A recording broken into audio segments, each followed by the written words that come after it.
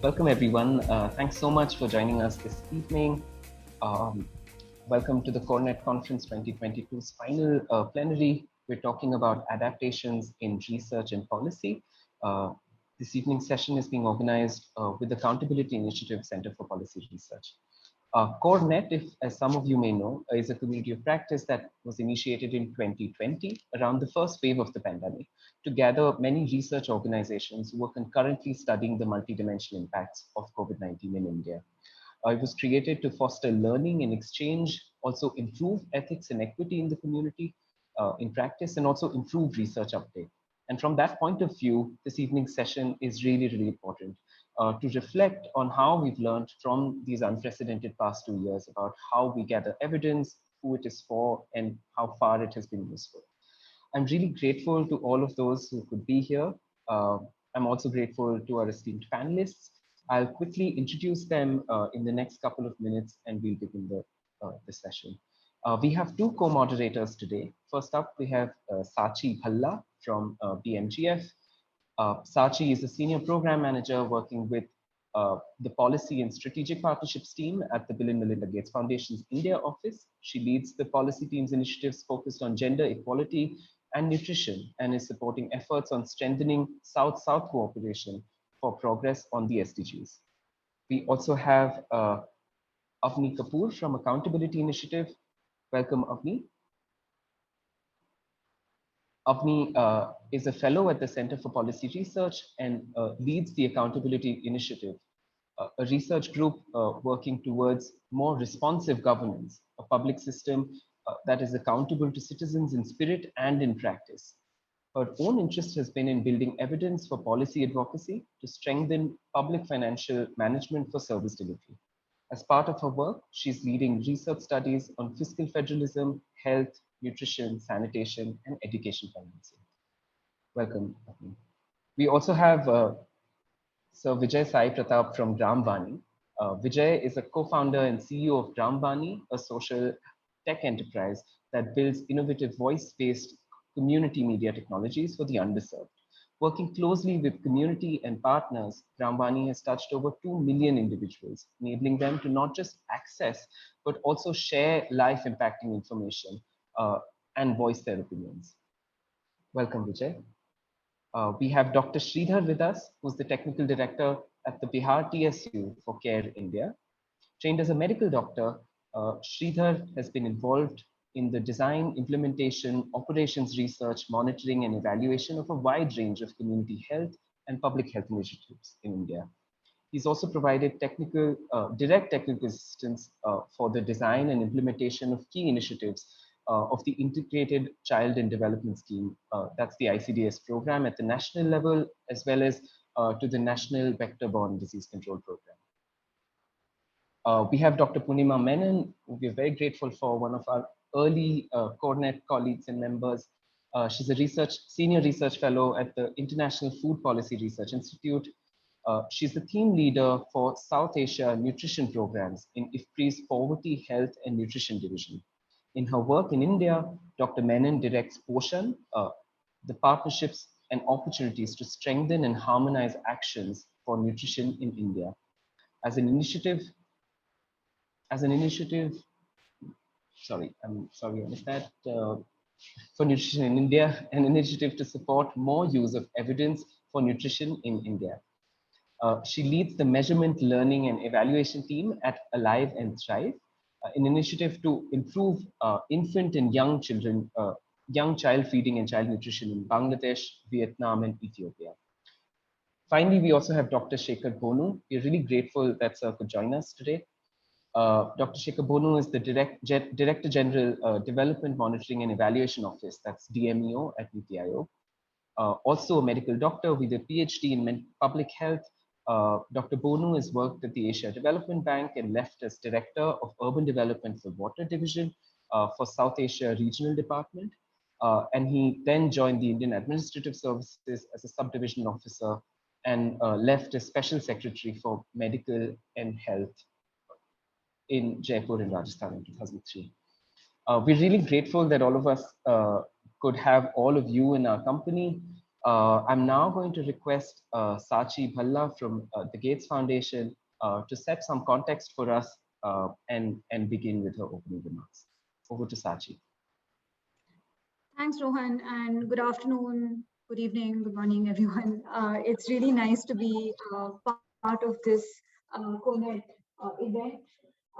I think it's safe to say that the COVID-19 pandemic impacted almost every part of our life, including development work and research, how it's undertaken, but also how we communicate with each other or potentially also the channels of communications that we use. Through these 2 years, there have been a number of initiatives which have come up to support collaboration, share resources and ideas, build communities of practice, especially largely to create connections. And then the two in particular that I've been closely associated with is the CodeNet platform and then the Pulse for Development platform. So when Rohan asked me to work with Avani on co-moderating this panel, I thought it just made a lot of sense, also because of the topic that we are discussing today. This plenary is the 5th in the CoNet series for this year. The CoNet plenaries have focused on cross-cutting issues, but also learnings from the past 2 years. Really looking at deepening our understanding of the experience of the past 2 years in our work. What are the challenges that we've experienced? How we have adapted the way that we work, but also looking at what has worked and potentially should carry forward in the way that we interact with each other, in the way that development practitioners, researchers, and policymakers connect with each other. So today we're really looking at how do policymakers and researchers interact and collaborate? Where does research and evidence play a role in decision making? And what we'd like to really do is look at the various levels across which this happens, from the local, and subnational levels to the national level. And that's what you'll hear today through our very esteemed panelists. I think we'd also like to focus on stories of people, because that's really at the heart of how we all work and interact.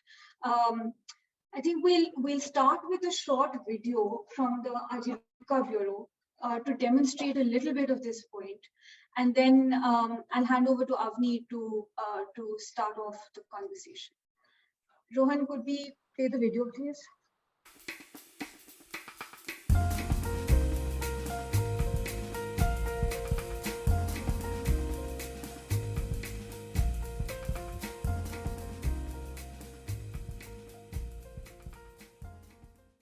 Hello, everyone. I'm Divya Verma, and I lead policy and partnerships work at Ajivika Bureau. Thank you to CoreNet and Quicksand for inviting us onto this important platform. So Ajivika Bureau is a specialized public service initiative that has been working with a unique focus on communities dependent on migration and informal labor. And since the onset of the pandemic, there has been a lot of policy spotlight on the issues faced by migrant communities. During this period, Ajivika Bureau has had an opportunity to really interface with many different stakeholders to uphold migrant rights and justice in India.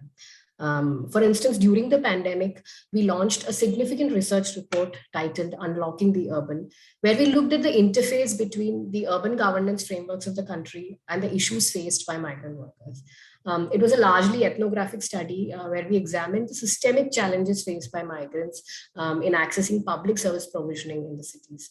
The work on the report was completed before the pandemic. We launched it on May 1st, Labor Day, just a month into the lockdown that had led to an unprecedented crisis for the migrant community. So it really came out as a very timely study that helped the diverse actors in the policy landscape make sense of the structural issues that had led to this march mass exodus. And we think it really helped give everyone a vocabulary to talk about and analyze these issues. And this also opened up conversations for us with the industry and with the central and state government bodies who were trying to design migrant-sensitive policies in that very short critical window. We were part of many deliberations at the Joint Secretary level with the Ministry of Housing and Urban Poverty Alleviation. And eventually schemes such as the One Nation, One Ration card, which ensures portability of food entitlements for migrant workers, came out. So did the rental housing policy for migrants, which has been a long-standing demand of many activists who've been working in the space for many years. And even though the design and implementation of these schemes in the current moment is still very patchy, it really gives us a framework to work with and improve in a way that can ensure greater dignity and security for migrant workers. We also launched another report in the same year in partnership with the ILO titled Roadmap for Development of Policy Framework for the Inclusion of Internal Migrant Workers in India. This was also in the works before the start of the pandemic, but really gained a lot of currency because there was a sustained interest in migration after the lockdown crisis. We worked with colleagues at the ILO and the Center for Migration and Inclusive Development to come up with a comprehensive set of recommendations that really looked at structural factors. For example, the informal work relations, absence of social protection, and exclusionary urban development policies that would need to be addressed in order to script progressive policies for the vast informal and migrant workforce in the country. The recommendations were vetted by a very diverse committee consisting of migration experts, researchers, practitioners, and industry representatives. And ILO actually released this report jointly with the Union Labour Ministry. We were invited to be a part of the Standing Committee on Migrant Workers that the NITI Aayog had constituted. And the recommendations of the report also fed in quite substantially into a draft policy on migration that the NITI Aayog was in the process of putting together. The policy is yet to be released, but we hope that it will provide a robust policy and governance framework to address the issues faced by this large, vulnerable community of nation builders.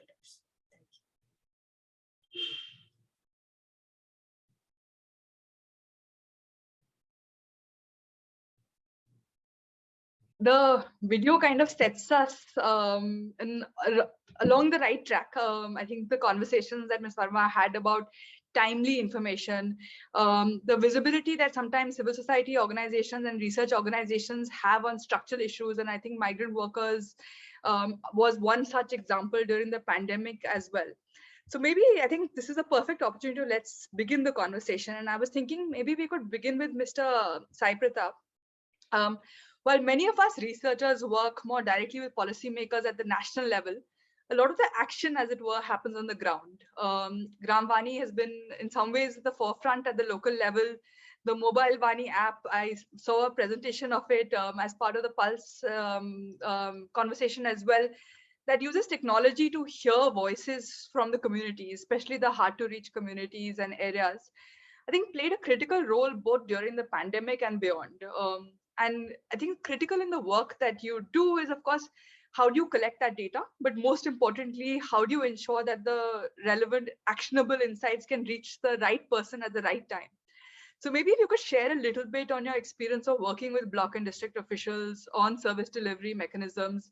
What does that relationship look like? How do you ensure that these insights reach in a timely manner and also in a way that is digestible to policymakers so that something can be done about it? Thank you so much, Avani, and indeed a privilege to be on this panel and a very, very relevant topic and something that's quite close to our heart as well.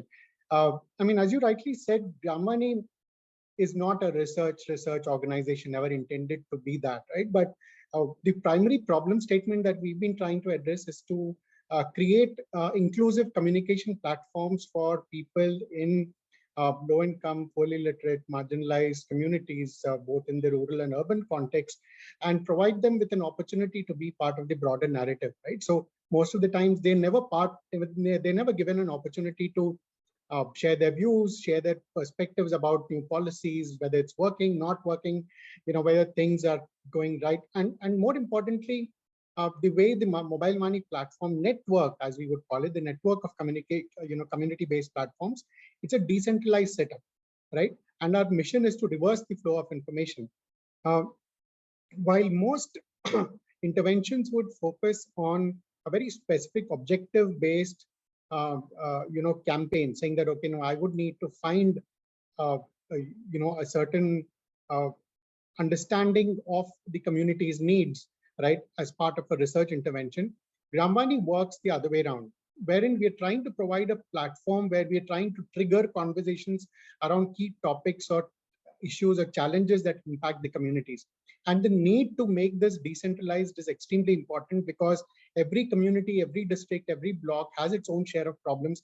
The social, cultural, economic reasons or factors that influence these challenges or problems are equally different and completely diverse, right? So unless we provide that decentralized setup and a method for people to converse, understand, and share their perspectives, we do not believe policies can work. So we are very strong advocates of the fact that policies will work, but it has to be a demand-led approach, right? It has to be demanded by communities, and which is why the mobile Vaani platforms, which provide avenues for people to share their grievances, share their perspectives, share their views or opinions, when we drive these conversations around critical campaigns. Like, for example, during the pandemic, we repurposed all our platforms to not just provide information around health-related precautions that people have to take, but also pertaining to government schemes or announcements relating to access to food, access to ration, access to health facilities, etc. But we also needed to provide an avenue where people could also share their grievances or calls for help, saying that we are not receiving the support. We are not receiving the kind of support that's been promised by the government. Now, that could be due to completely contextual or hyperlocal reasons, but there's no point of any of these schemes unless they reach the last man standing, right? So, which is where our platforms sort of provide that avenue. Now, these voices are extremely critical. Now, these voices, the grievances that we capture from our platform are used as evidence, which at a first level is for individual level sort of impact, which means addressing those grievances which are individual, going then to a community level grievance, and then going and further to understand whether it requires a policy level intervention or not, right, depending on the scale of that sort of a problem, which is where we interface with the local authorities in many ways. For example, individual level grievances, we are able to work with local volunteers and local partners who help address those grievances. But if it is a larger community level issue or an institutional level issue, then we naturally have to interface with the local authorities. Like the Roti Rozgar campaign that we ran. During this particular campaign, during the critical phase of 2020, we realized that a lot of the people, especially, let me just talk about one district, Samastipur district, one of the panchayats, a few panchayats there with a majority Madalit population in that particular geography did not receive their PDS supplies. I did not receive the food security support that was promised. All right, so which is where we through our platform we were able to capture a lot of those voices. We were able to reach out to the local panchayat members. We did almost close to 150 plus interviews, and through these interviews we were able to sort of corroborate and actually validate whether a lot of these grievances, how far spread and how widespread were they. And then working with these panchayats, we would submit letters to the local block officials, local authorities. We submitted letters relating to close to 250 plus panchayats during that particular period.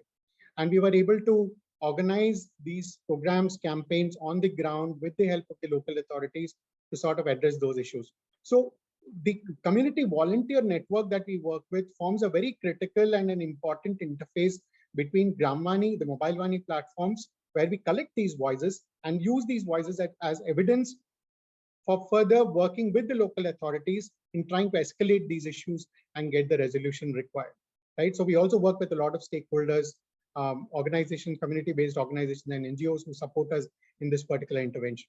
So this is just one example. We've got examples like, for example, we ran a campaign called the Not Status Quo, again relating to access to social benefits and entitlements. A campaign again towards the second wave.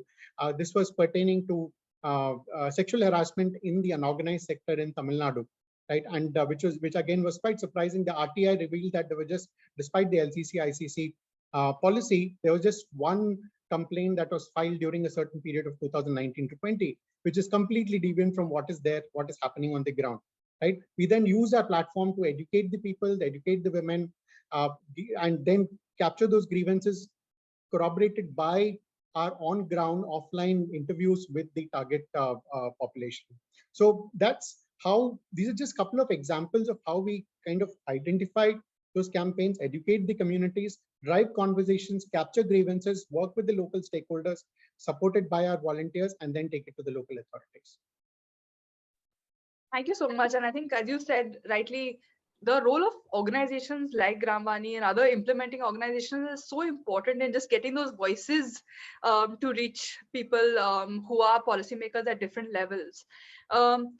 Just to shift gear a little bit, I think the research, or rather the non-government space, is a very diverse group. And I think that there are different levels at which all of us function. As Saachi also said, there are organizations like Vaani that do a lot of local work, but equally important are organizations that work at the national level. And I think looking at a lot of large data, creating frameworks and ways in which we can understand what the data and evidence is saying. So maybe if I can turn to Dr. Menon here. I've had the privilege of collaborating with IFPRI on a number of occasions, and I've always been amazed at how, in some ways, seemingly seamlessly, you're able to bridge the evidence to policy landscape. And so I think what has always been useful for me, at least as a researcher, is how do you look at it? What is a good framework that you apply to your work? And I think the audience would also benefit about to learn about how do you approach your work, which is very much in the research space, but at the same time also trying to make that dent into policy as well. And I think just the rapidness in which you come up with the analysis of the National Family Health Surveys. I've seen some of your sessions at the academy as well. So I think it would be great to hear from you in terms of approaches that you've done and used in your work in IFPRI that all of us could learn from, of bridging this gap from evidence to policy. Yeah, thanks, Avani. I mean, firstly, thank you all for having me on the panel. I mean, this is, just a really great set of co-panelists and a topic that's very, very dear to my heart. So, thanks so much both to you, Saachi, Rohan, and team for that. Let me start with, yes, it seems like, firstly, not everything is as seamless as you might imagine. I'm glad it always seems that way, or sometimes seems that way. But the way that, I think I would characterize our approach or our ways of working is, firstly, what is the institutional mandate of, a research entity like the International Food Policy Research Institute, right? I mean, we have policy and we have research literally in the name of our institute, but it's very strong in our mandate that we approach research with an intent to support people who are trying to make policy changes and who are trying to use policy to shape people's lives, right? So I think that's the first piece, is that as a researcher, do you have an intent to do research that supports policy, or do you have an intent to do research for the sake of doing research? And I think what we have at IFPRI is really a cluster of really excellent researchers who, of course, we love to do our research and we love to publish our research and we love to generate what we call global public goods. But many of us are not pure academics and just comfortable with pure, with just doing research for the sake of doing research. We've chosen, to be in an institute that values that connect between research and policy. The second is, we've also sort of really accepted that doing research is way more than, or that the kind of research that we do is, not just randomized controlled trials that are, in the business of solution testing or identifying solutions, but that we actually want to work with policymakers, and I would say beyond policymakers, the broader policy community, to really understand, what is the problem that we, all of us as a collective, are trying to, to tackle, Do we understand that problem well enough? Do we understand where current policy solutions are sitting? And then maybe we can come to the space of, okay, testing some new and exciting and innovative things that can be, moved into either impact evaluations or RCTs, et cetera. So we actually do research across that continuum. And I think it's helpful for the policy community to understand that, our research is really set in, or intending to set in sort of this, whole spectrum of from problem understanding and analysis all the way to, to sort of solution testing. So, I'm not in the business of engaging, in that evidence to policy space only to sell the solutions or the innovations that I have sort of identified as a researcher. I genuinely want to know what is it that a policymaker is interested in, and then, can we do some research that actually helps to shape that? So I think most of the people that are in my world and who work at IFPRI spend a great deal of time trying to understand the policy community.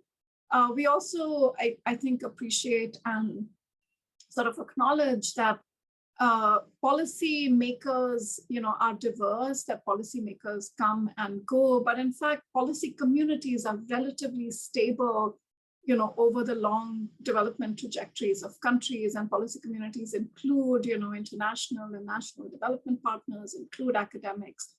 And we really try to work with that diversity. So, some of the things that I think we've been able to do are to put our research out in public domain along that continuum of characterizing the problem, characterizing the drivers of the problem, testing solutions. And I think it then makes it easier and helpful for policymakers and the policy community to access that research wherever their interest and their intent is. So, and I'll close in a minute, but for example, the work that we've done on, state and nutrition district profiles, for example, with the National Family Health Survey, really tries to, to lay that out with a framework. And our latest iteration is actually produced with a lot of people, co-produced with a lot of people in the policy community. We have NITI, Aayog, UNICEF, IIPS itself, who generated the data. We have a lot of people involved in co-producing that. So I really hope that, by doing things that way, co-producing that knowledge and those kinds of products, we actually get more uptake and engagement with the evidence. So that's also very much, part of how we work, is to really try to co-produce that knowledge. Thanks. Thanks, Dr. Menon. I think I really like your framing of co-producing, because I think that's kind of where we all want to go. In some ways, all of us have the same agenda, and we may approach it in different ways and with different skill sets. But whether you're a policymaker or a policy research organization or a organization that's working on the ground, in the end of the day, we all want to make sure that services reach and the latest evidence is being put to practice. If I can bring in Dr. Bonu here, in some ways, you're often the consumers of information by organizations like us at CPR or IFPRI or Vaani and others. And I know that you've been actively going out and getting organizations also to participate in ensuring that the research that they're doing is feeding back to organizations like DMEO and vice versa. I think based on our experience in the policy space, I guess two interlinked questions. How do you think that the needs for evidence gets articulated to researchers? Are there spaces available for that, especially when there are research gaps that exist? And at the same time, any tips that you have for research organizations like ours in terms of what are the barriers and challenges in ensuring that the information that we're all collecting or the evidence that we are generating is fed in at the right time to the right person? So any tips that you may have on that would be really useful for all of us to learn from. So you're on mute. Thanks, Avani. First of all, I would like to thank you for including me in this panel along with the eminent panelists. So clearly we have to accept that the type of seamless ideal flow that should exist between think tanks, civil society and government doesn't exist, and there's a long way for us to go to that place. if we compare ourselves with, let's say, Europe and US and other advanced democracies, there's still a long way. And the central issue is that of trust and strong medium to long-term institutional partnerships that we need to build. But from DMEO end, what are the things that we have been trying to do? You know, there's so much of knowledge out there. There's such great experts outside. And given the scale of challenges that the government has to deal with, we really need to partner. There's no other way. The challenges are humongous. The capabilities within the government, given the challenges, are constrained. So we need to build on the external ecosystem. There's no other way. That's it. So one way we are trying to do is to get lateral entrants to come and work with us. The other is we have medium to long-term partnerships. We want to also create a decentralized ecosystems. You know, the real focus of development is at the states. So how can we strengthen state planning departments, link them up with state training institutions, and have at least 4 or 5 universities or think tanks to support the state planning department? And then how do we, from the national level through international networks, how do we quickly speed up the exchange of knowledge which is generated? So clearly the constraint is from the government side. It is about the need for a little bit about confidentiality, you know. And the reason is sometimes these reports prematurely are leaked out, and very selectively they are released out of context, and then just for simplicity's sake, the whole blame is put on one single person, or without really understanding that there are so many constraints in which we operate.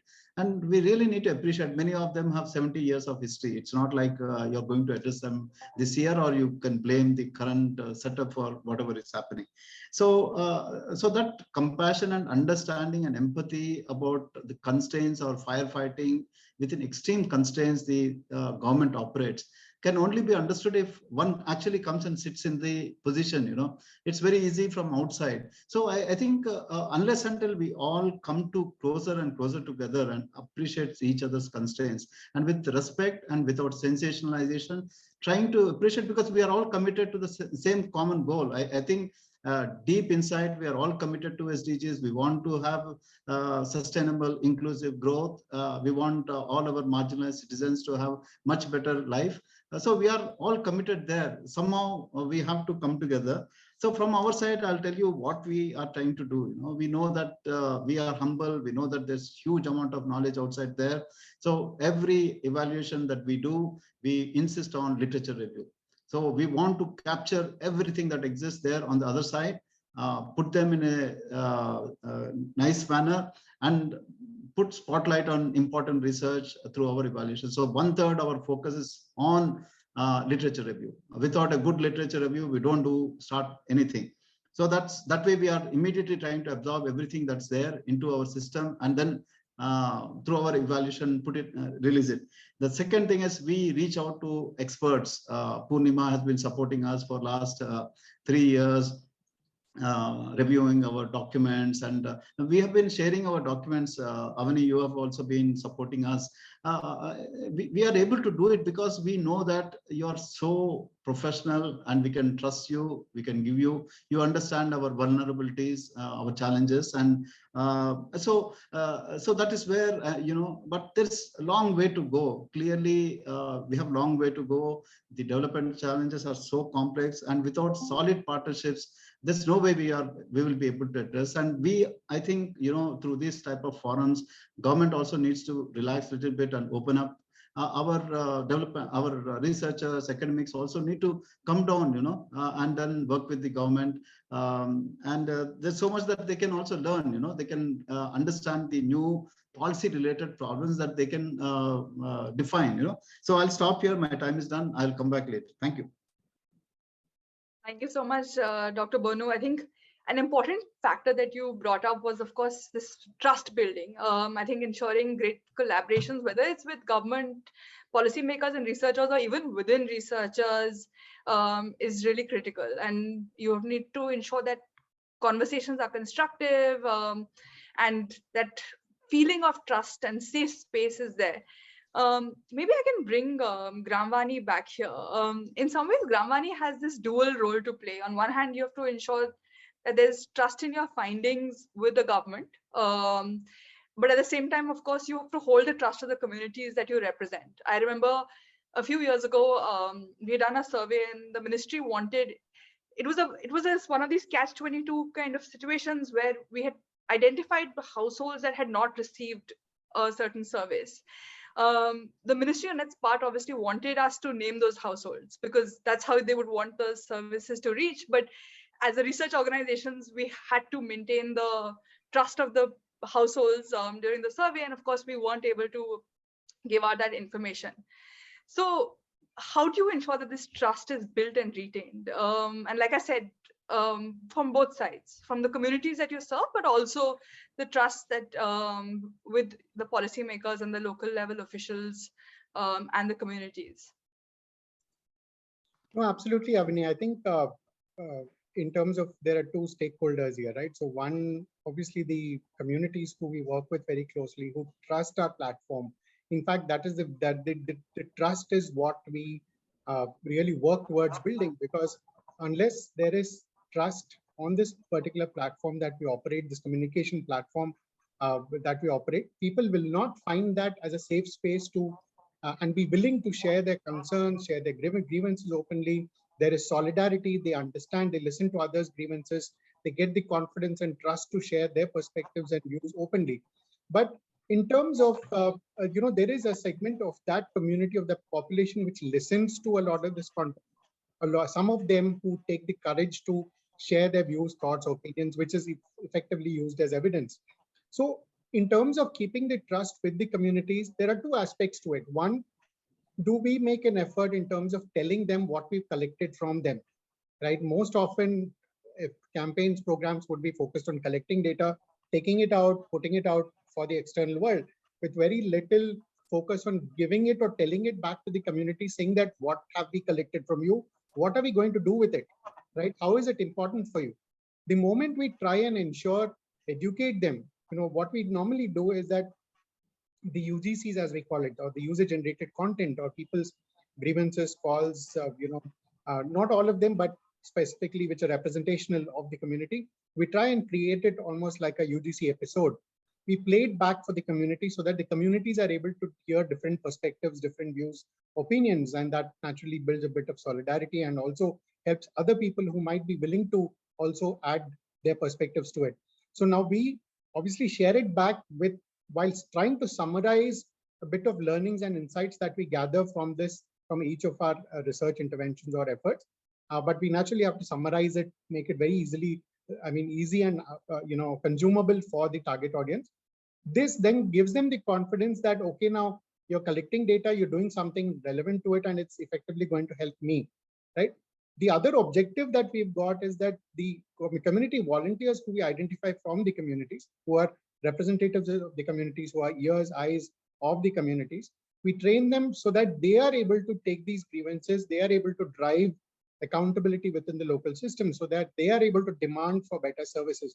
Somebody coming from outside doing it for every district, every community in the country is not going to be feasible, right? So it has to be the communities who have to effectively take ownership. And these platforms sort of give that, empower these communities, provide them with the agency to do it, and which is where these volunteers, the representatives of the communities, are being trained to represent their communities to the local ecosystems, right? Even the local institutions, and demand. And this data that we are capturing from these campaigns, providing them back, is what they use as evidence in their own conversations, in their own efforts to drive accountability. And that's what sort of builds trust within the local community.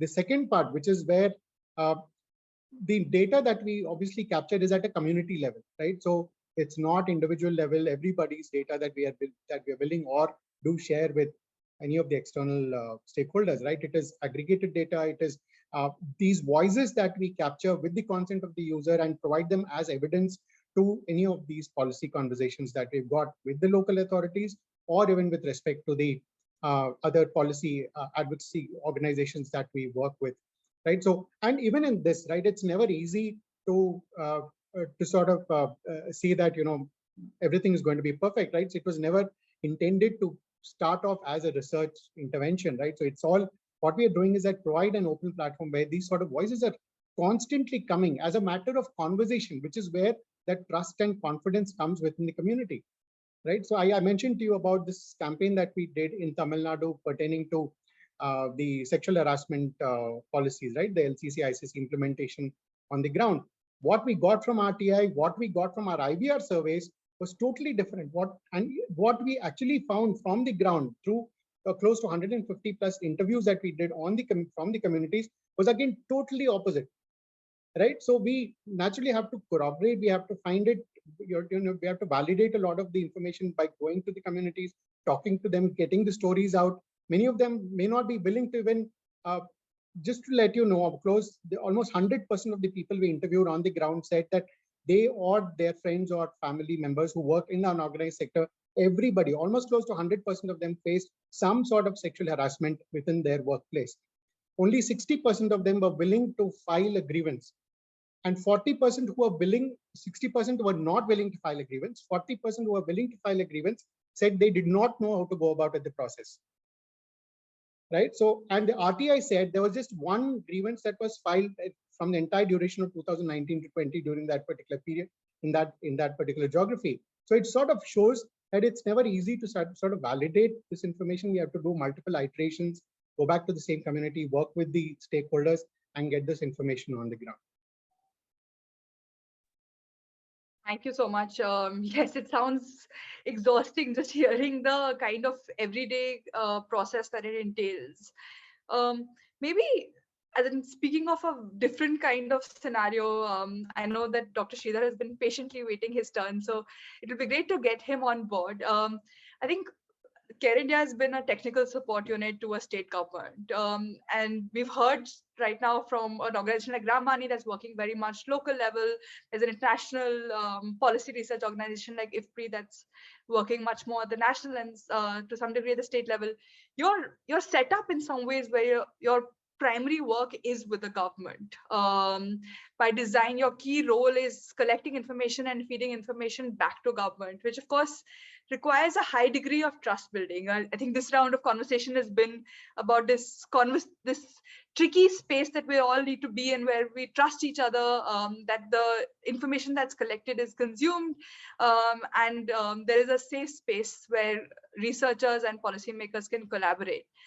So would love to hear about your experience, the barriers and advantages in trust building when you're working so closely with the state government and how you've navigated these relationships.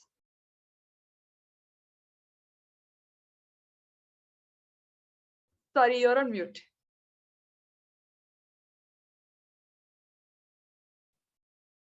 Okay. Am I audible? Yeah. Thanks. Yes. Yeah, thanks. Yeah, you're right. I mean, we are in a somewhat different kind of space here. We don't primarily target policies. We target operational strategies, program strategies, operational plans, whether they're effective or not, what can we do to make them more effective, and so on. And so we are somewhat downstream, but not as much downstream as Vaani is, trying to bring people's voices up there. So a lot of our work involves working very closely with programs. We provide both technical support of different kinds at different levels, from the state to all the way down to very operational levels, to see in different ways for different programs, particularly maternal child health, communicable diseases, the main priorities of the government. And then we also do some system strengthening work. All of that is with a view to make programs stronger, more effective, and so on. And we approach this from an evidence perspective. This is what science says. This is what the guidelines say that this is how programs are expected to take, convert resources into outcomes. So is it happening or not? And well, it's no surprise that a lot of the time it doesn't happen. A lot of resources are wasted because on one hand we have the problem of lack of resources, but on the other hand is also a very inefficient application of resources, and that's what most of the time we are about. So that is not something very nice for here in this case, not really policy makers, but program managers at different levels, all the way to the state, to hear about.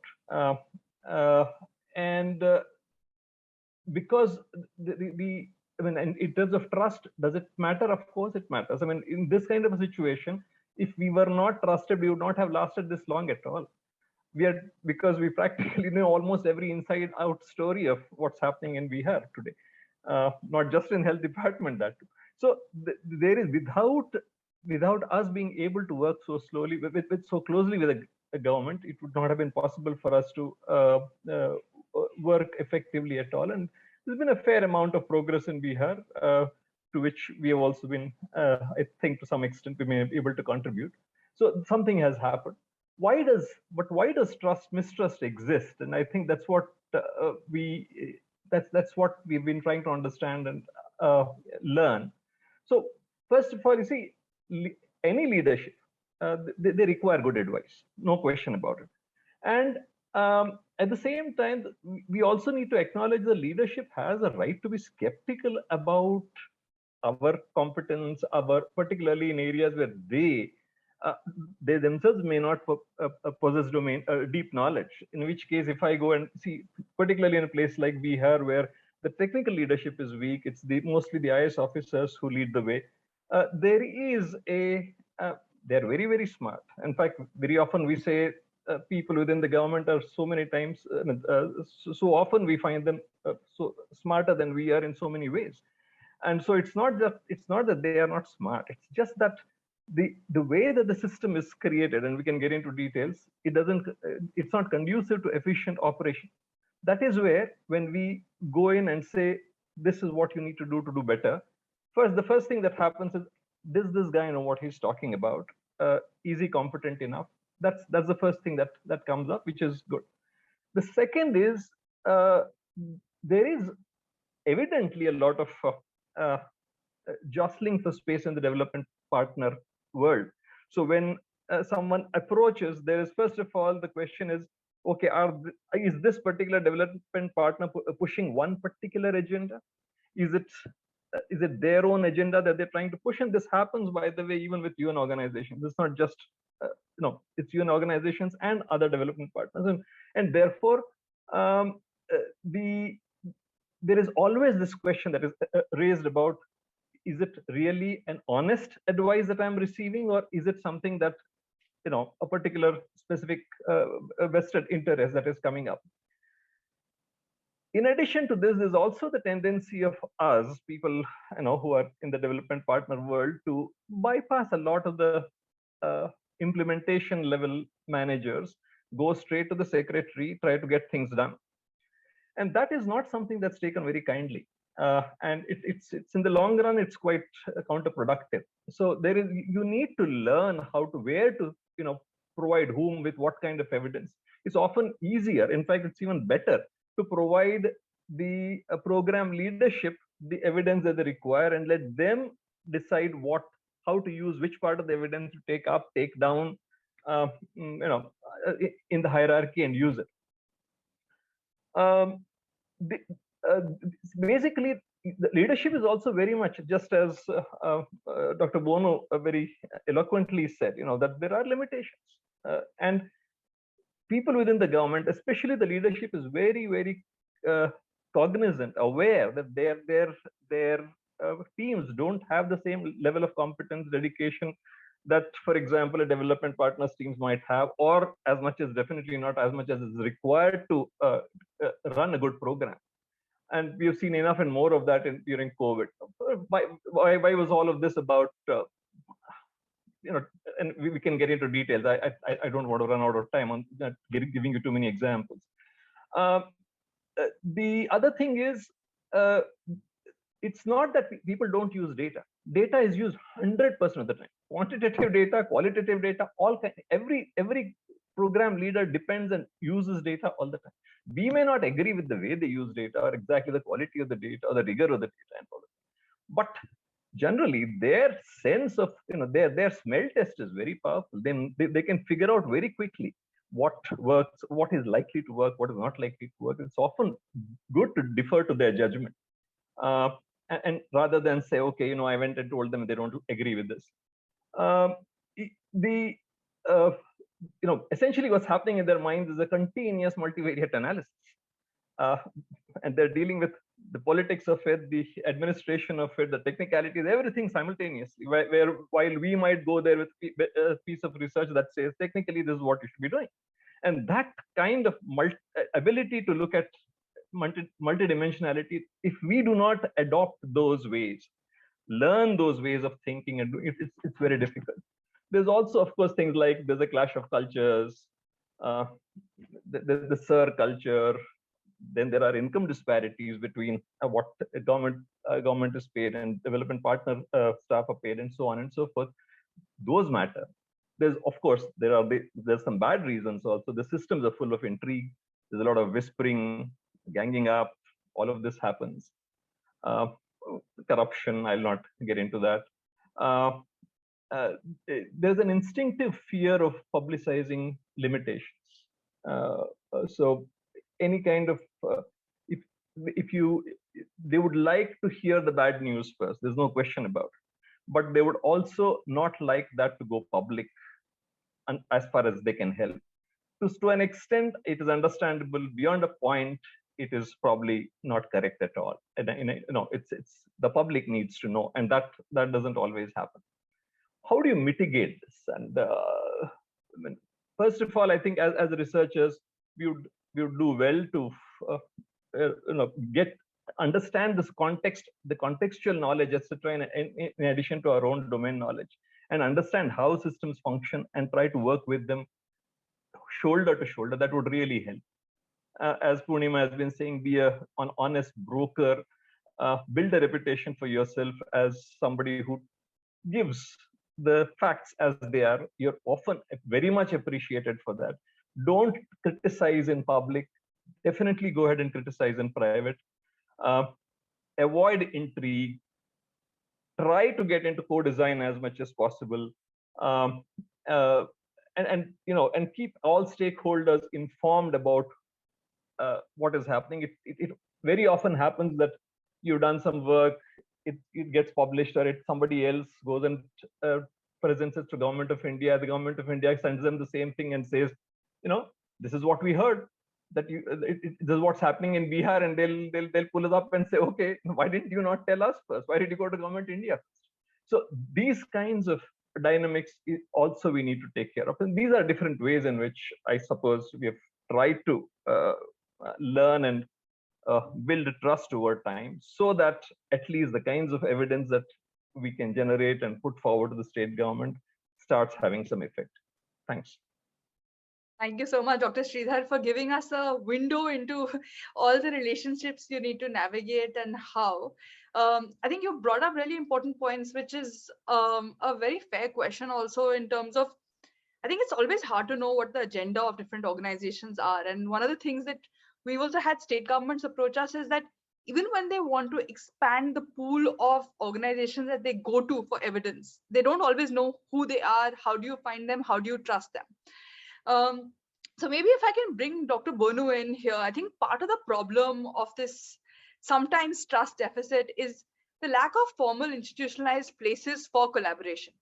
I think the DMEO has been extremely forthcoming in trying to create some of these mechanisms. I know you recently put up an RFP on monitoring and evaluation as well, but would love to hear from you in terms of what is the role of collaboration and networks in bridging these gaps of trying to expand the pool of organizations? Because I'm also sick of being in a room where there is this 4 or 5 of us who are there each time, and there should be a larger pool. But at the same time, you need to ensure that all the factors that Dr. Sridhar also warned about are taken care of. So would love to hear from you what these critical factors could be, and where do we go from here? How do we bolster these trusts between organizations and DMEO kind of policymakers like you? Before I get into what you have asked, I'll start off from where Dr. Sridhar left. This is the type of experience one should have. The black box called government is so complex, and the only way you can learn is through immersion. And anyone who is observing from outside, especially academics, which are largely based on Western theories, Western democratic institutional frameworks, are so far away from the realities of India's black box, and you can explain all the idiosyncrasies that you see in the black box through a well understood social, anthropological, multivariate type of analysis. It's so complex. It's not easy. But that understanding is very critical for us to come together.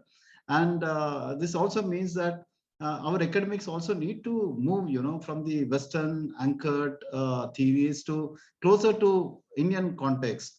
And probably our public policy schools and others have to train people who can have the tools to understand this black box, unravel the black box, and put it in a framework. From our side, we, with a lot of humility, we understand that there are limitations, severe limitations in the government. We need to work with external ecosystem and then build, co-create knowledge. But it can't be transactional. It has to be medium to long term.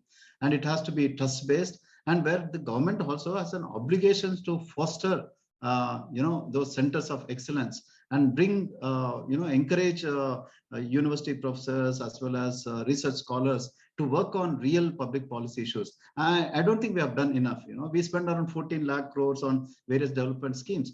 How much of this money actually goes to generation of knowledge and evidence?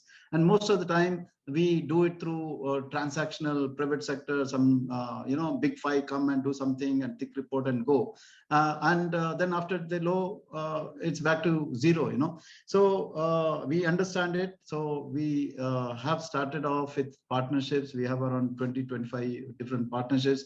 But I think there is now a need for building a knowledge ecosystem across the country. And so that's why for the first time we have come out with a RFP where only non-profits can participate. Because as soon as you open it to private, I don't think any of our academics or non-profit can compete with them in the type of RFPs, the project proposal they submit. So we want to limit it. Initially, the product will be maybe slightly lower value quality than, let's say, big five, especially on the infographics and presentation side, if not for the content.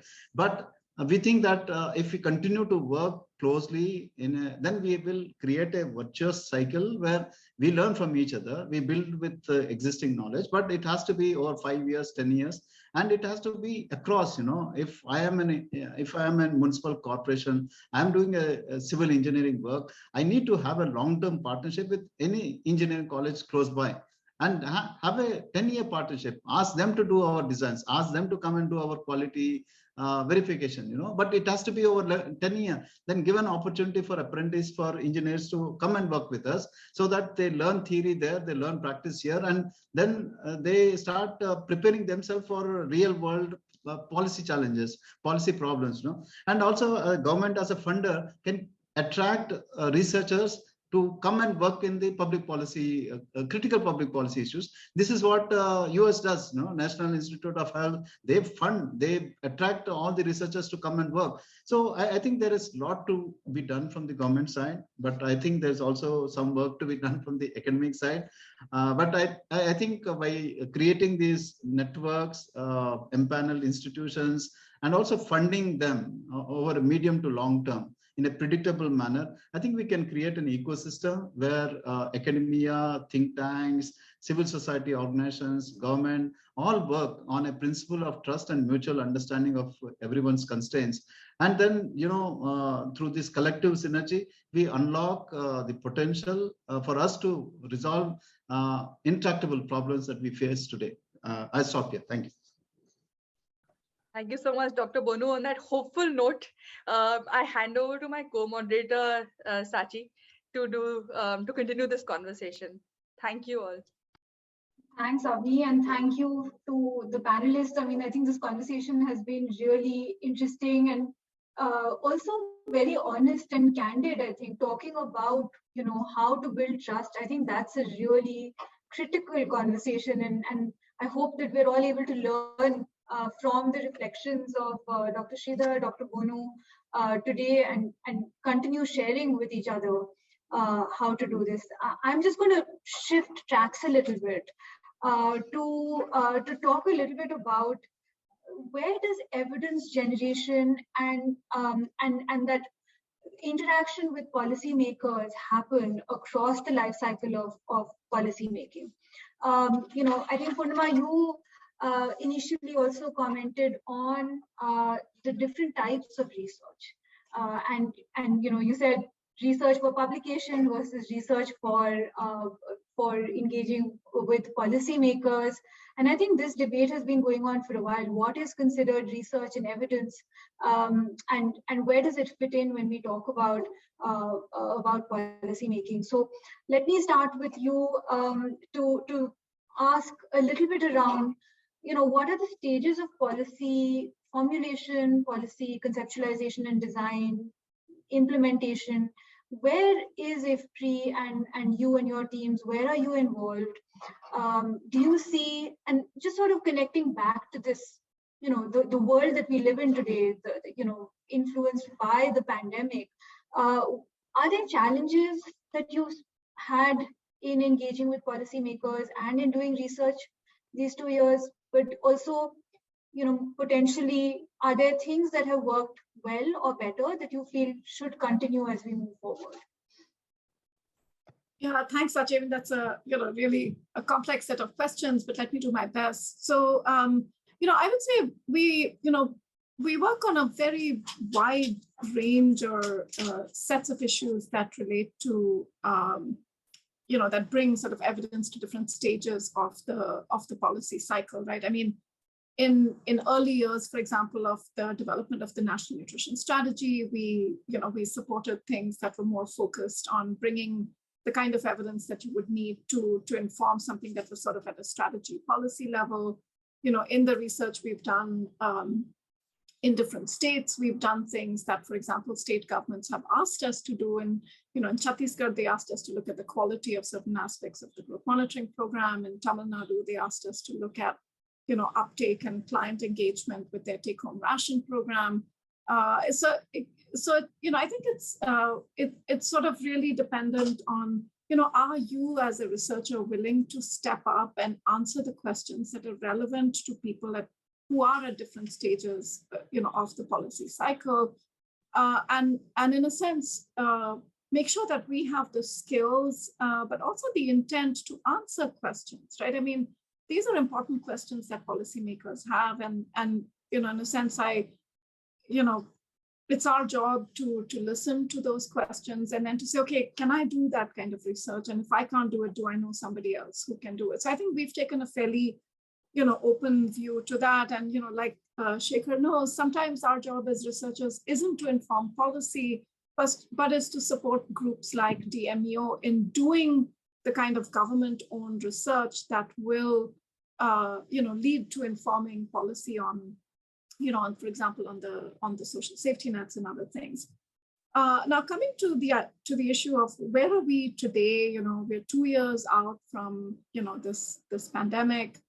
It's easy to talk about post-pandemic, but I think those of us who've been doing research on the impacts of the pandemic over this period know that those impacts are likely going to linger for a long while. The economic impacts, there have been impacts in terms of missed health services. And so I think, for example, when I think about the world that I'm working in, which is on nutrition and health, we must actually really force ourselves to reckon with, with things such as the economic impacts of the pandemic and say, what does that mean for the policy world? It's going to be very ineffective. I'm just going to go out and say that, for us to continue to stay in the space of, doing work just around the technical health and nutrition programs, right? I mean, the pandemic has forced us, has brought data to us on the social and economic drivers of things such as, diets and food security and nutrition.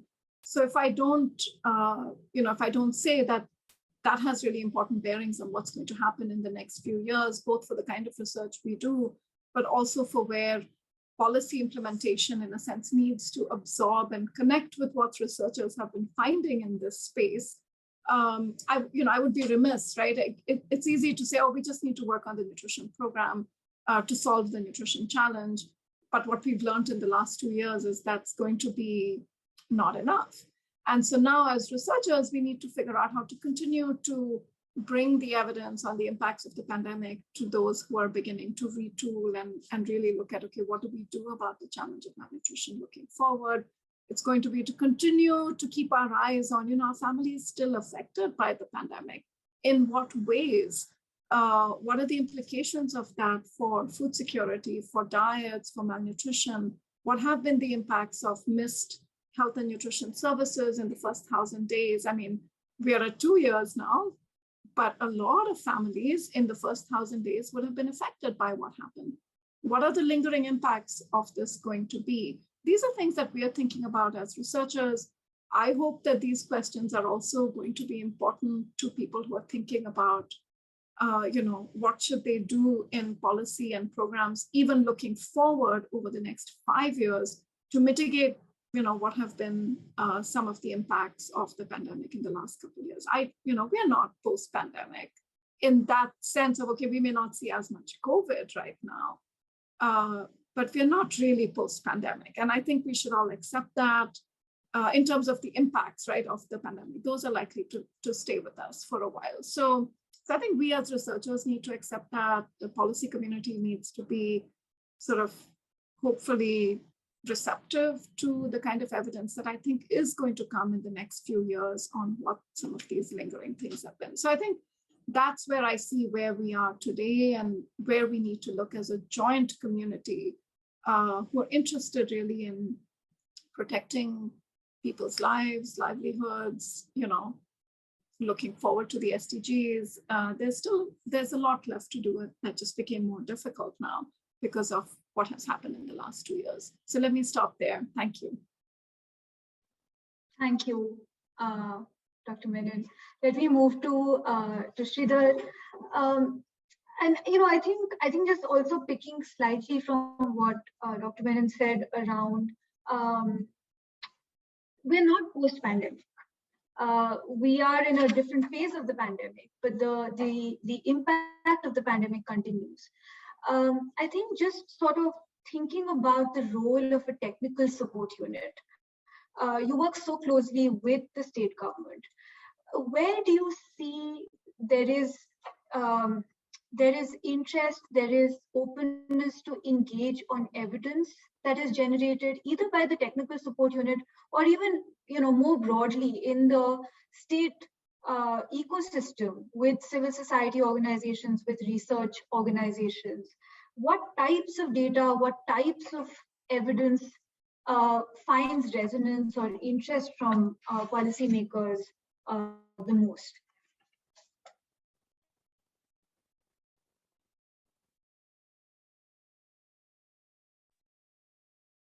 Myself,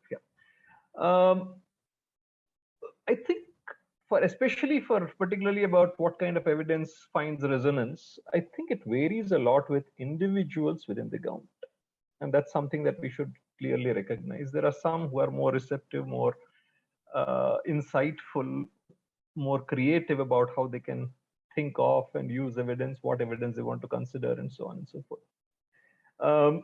But yes, so a lot of the time, though, the kind of evidence that people want to or would like to at least publicly see being used is not the kind of evidence that we generate.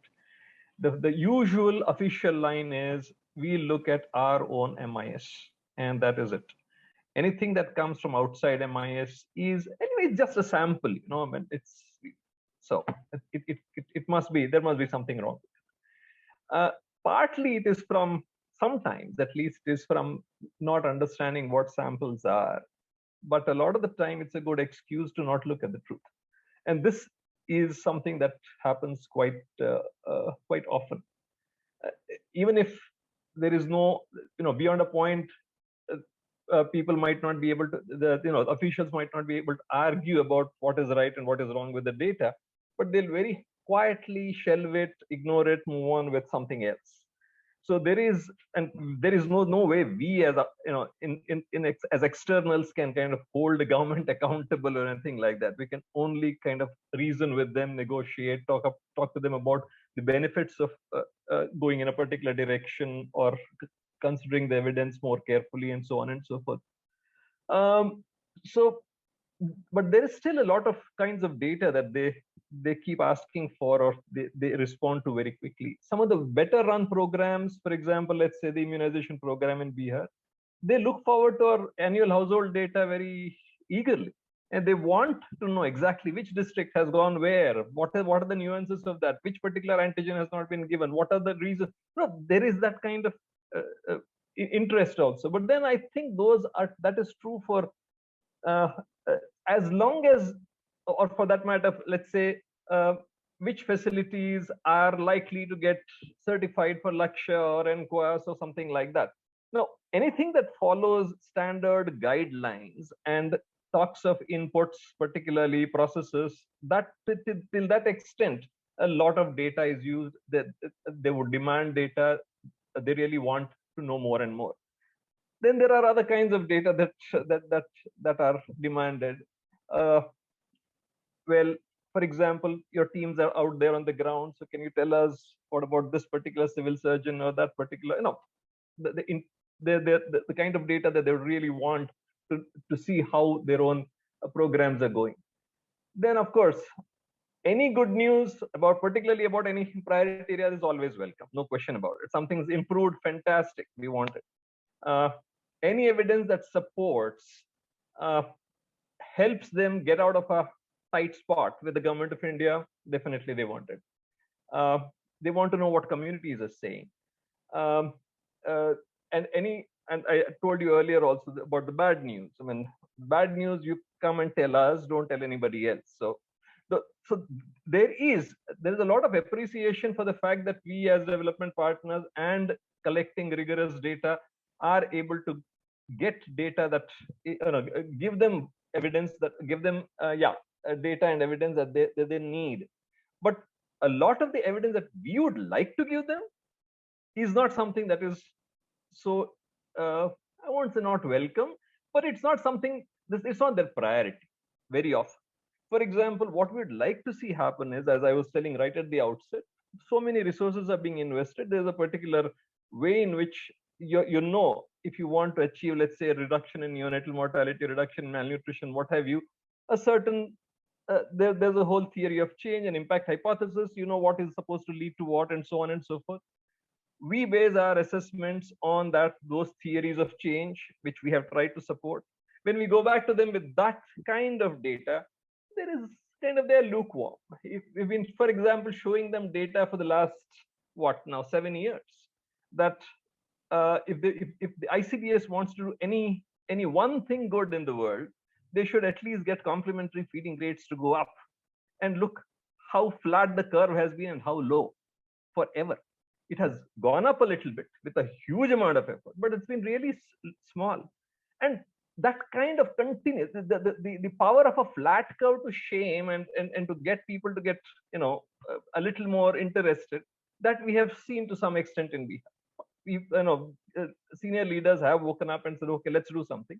In the meanwhile, of course, there are priorities that come down from the government of India, which brushes away what their own priorities were.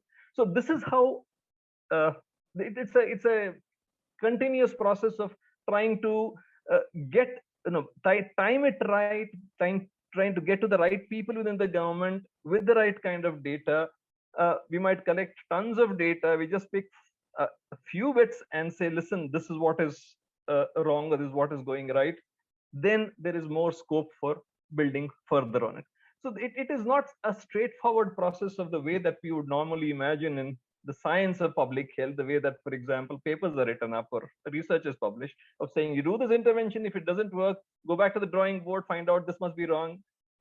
We wish it went like that. And I think it can actually go like that if the systems are constructed like that, if outcomes are prioritized, if program leadership at every level is encouraged to say, you are accountable to outcomes, we don't care what processes you use. Instead, there is this national guideline, one size fits all, that reaches everyone, and then the only metric that is used then is inputs processes at best. So this is where I think the way that evidence plays out at the ground level, this is what happens, to put it in as a summary. Thanks. Thank you, Dr. Sridhar. Let me flip to Dr. Bonu to ask a very similar question, but possibly from the other side. As a policymaker in the policymaking space, what are the times, or what are the opportunities where you do seek evidence? What is valued in that sense, and what types of evidence really comes into play in the different parts of the policy making, policy implementation value chain? Yeah, thanks, Saachi.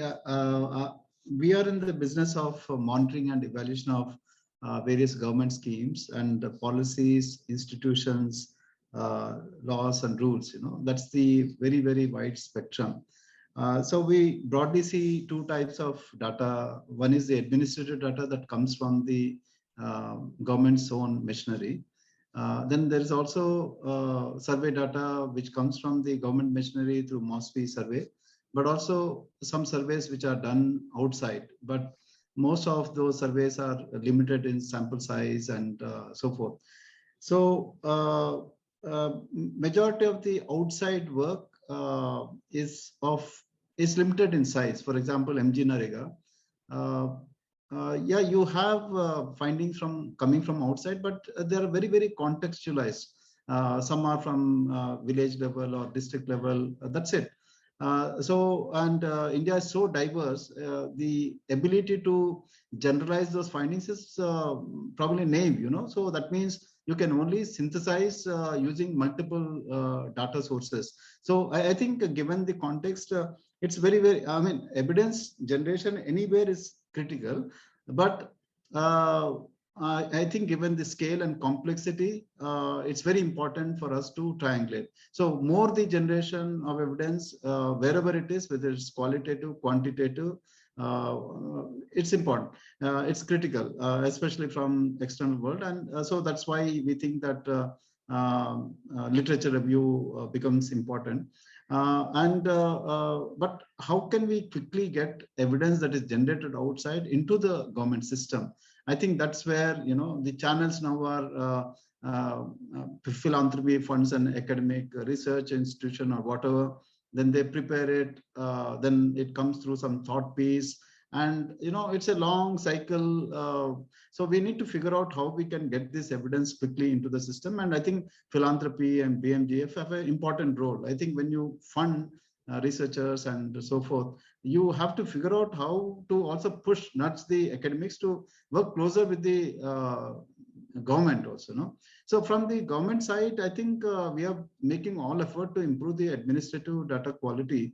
We have come up with something called Data Governance Quality Index, and we are actually seeing how IT is used to improve the quality of administrative data that is generated, whether it is transactional or real time. And once it is generated, is it actually used for analytical purposes? Many times only 5% of the data sets are used. So in a way, then when it comes to survey data, the major issue is the gap between launch of survey and the results that come through. It is almost 2 years. By end of 2 years, it becomes academic of academic interest. Like NFHS, it takes around 2 years, and you are doing once in 5 years. These are all, and these are the only representative data sets at the district level to measure some of the most important outcomes that we as a nation, we care about, whether it is nutrition and so forth. So overall, I think there is critical need for improving administrative data. I'll share the report. You can go to DMEO's website. We have this toolkit called Data Governance Quality Index. I think it is a toolkit that we can apply in any context, whether it's an institution, organization, or a state or district. It's a self-assessment reflection of how we are using IT to improve our measurements and so forth. On the survey data, I think there's need for us as a nation to figure out how we can quickly turn around data sets. CMIE does it within 6 months. Is there other ways for us, and also, is it possible for us to do the similar type of standardized instruments across the country through multi-cluster, so that we get more robust evidence on a more real-time basis? Maybe it's not as good as NFHS 5, but at least it does it. So these are few things which come to my mind. And the biggest challenge I feel is, India is so diverse. We really need to build capacities at the state level. There's no other way. And if you go to, forget about districts, you go to state headquarters, their ability to do survey, their ability to do any good analysis is so weak. We have economic and statistics unit of varying quality, but even among the best, the quality is at the most close to mediocre, and there is a huge amount of need to build their capacities. So that I think is the biggest challenge. And for that, we need to think about creating local virtuous ecosystems for capacity building. So this is what we plan: state planning department, state training institutions, and maybe around 5 or 6 universities with their statistics, their economic staff, with some funding from the government, and maybe some support from the philanthropy. We create decentralized capabilities at the state level. And then they in turn, because statistics and economics people are there in the districts. So once you start building the capacity at the state, automatically they translate to capacity at the district level. So that's where I leave. Thank you. Thank you very much, Dr. Bonu. That was really, I think, very important advice also about how do you ensure collaboration across. I think if there are any questions from the attendees, please do put it in the question and answer box or in the chat window. But while we wait for questions, maybe we'll do a quick round with all the panelists. One learning that you've got over the past 2 years that you sort of take forward as we move into this next phase of this strange world that we live in with a raging pandemic. Maybe we can start with Mr. Sai Pratap. Yeah, thanks, Saachi. I think one very clear learning, at least as far as what we've kind of seen from the work that we've done on the ground, is firstly the importance of course, collaboration, right? So continue the good work that has started. Let it not be restricted to this period. Again, as rightly said by Dr. Purnima, it's still not post-COVID. We're still, the after effects of this is going to continue. I think collaboration is the key. Two is creating systems where we can have our ears and eyes on the ground, right? How can we continue to create evidence and quality data that can continuously inspire and also create quality research and support, informed policy making, right? So how do we ensure that sort of network of partnerships, collaborations, and systems or networks in place that can listen to people on the ground and get those voices to be used for quality research. So that's one thing. And third, of course, one very important aspect is a lot of good work was done, especially at the grassroots level by even local institutional stakeholders, including the government. Many of them were ad hoc systems, but I think they need to continue, right? Find those innovative ways that local systems have been evolved, ensure that they continue and do not stop at being ad hoc steps. Thank you. I'm just going to go by the names on my screen. So Dr. Sridhar, if you go next. Yeah, okay, thanks. A couple of points. I think one of the biggest clear learnings in COVID was the way that the entire technical human resource within the system was kind of sidelined and the administrators took over. By and large, at least in most states, this seems to have happened. And that also speaks to how less we as a system trust evidence, I suppose. People who can speak to what strategy should be adopted and why. And I think that is something that we need to take away as one important lesson from the COVID response and ask ourselves, can't we do better than this? should we not trust the next pandemic with public health professionals? And the see, as far as the pandemic, this pandemic is just one harbinger of what a lot of, we're going to probably have a lot of similar pandemics going forward, climate change and what have you. We should know that what we need to get right within our systems is the ability to understand, quickly learn, quickly assess the situation, respond rationally, and respond effectively, efficiently with minimum use of resources. COVID is actually an excellent example of how we have been profligate. The amount of wastage that has happened in COVID is incredible. I don't think we can ever afford to do this spend resources in this manner in every crisis that we come across, and there might be many more coming.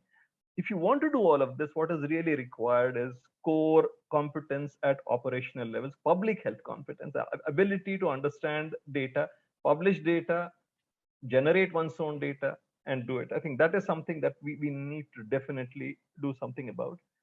One small point at the in addition to all of this is that published evidence is not the only evidence. There's a lot of tacit knowledge available out there, and we need to find a way to somehow bridge the gap between the way research is understood today as publication-linked research to saying it's not just policy, but program, impact, what have you. So basically go back to what I suppose research was originally intended to be. They were basic human, as humans evolved, we probably came to a point where we realized it's possible to apply knowledge systematically to solve our own problems. And that's what research is all about. I think that is what we need to go back and rediscover. If we do not do that, we are going to be in deep trouble. Thanks. Thank you, Dr. Sridhar. Dr. Bonu, if I could come to you next. Yeah, thanks once again. I think I'm going to now go to join Vijay, Sai, Pratap's group. You know, all said and done, largely our views are top down, you know. I mean, the whole data, everything is about collecting data as if the wisdom is in Delhi and maybe in state capitals or even in districts. The truth is all the services are meant for beneficiaries who many times are voiceless. You know, they're just in the background. So, and all the data is collected from them, but I don't know how much of it is actually shared with them. So I think there is immense need for we as a country to figure out how to democratize data and evidence to empower our local communities. So they are the people, if they are empowered and if they have voice, they will make sure that the services that are delivered by the government are of quality and do it. But I think we have all this big data sentiments, we have Twitter, and we have so many things. How can we leverage all these technologies to give voice to them? I think you know, every school should have a voting system by local communities. Just like we have Zomato giving a rating about restaurants, I think there should be a rating system, you know, and which should build some accountability to the local bureaucrats to do a better job, you know, on there. So we need decentralized systems of solution. What will happen? I was director of school education in Rajasthan around 20 years back. I had 22,000 schools, 220,000 teachers. Every day, around 500 teachers would come to meet, Garau me for transfers postings. That is a crisis, you know, that is a black box in which we operate.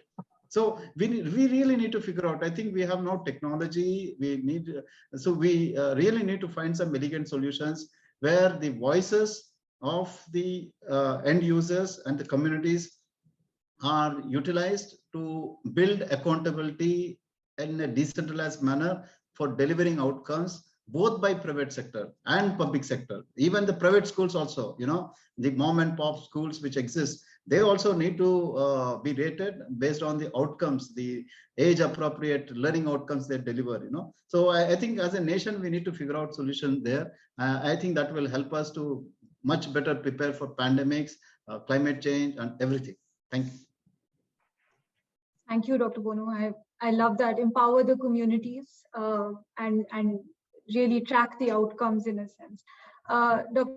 Menon, if I could come to you next. Sure.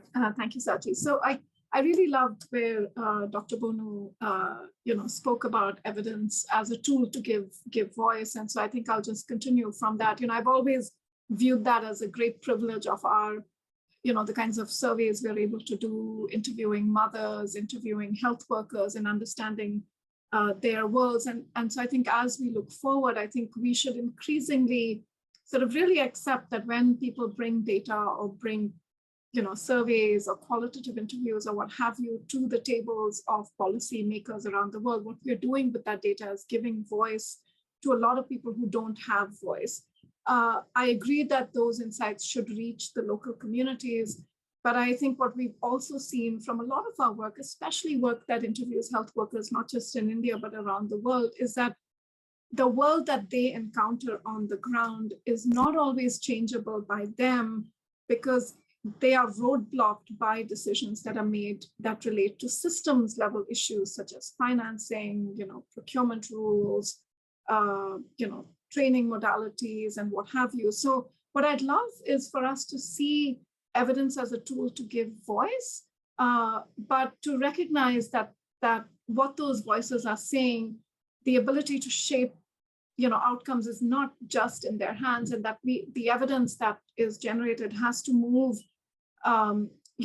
vertically and horizontally to be able to identify the systems issues that need to be really tackled. I mean, say what we may, for example, about the ICDS. At the end of the day, the Anganwadi worker is poorly paid, is overburdened, is required to do so many different things, not just for her program, but for so many other programs.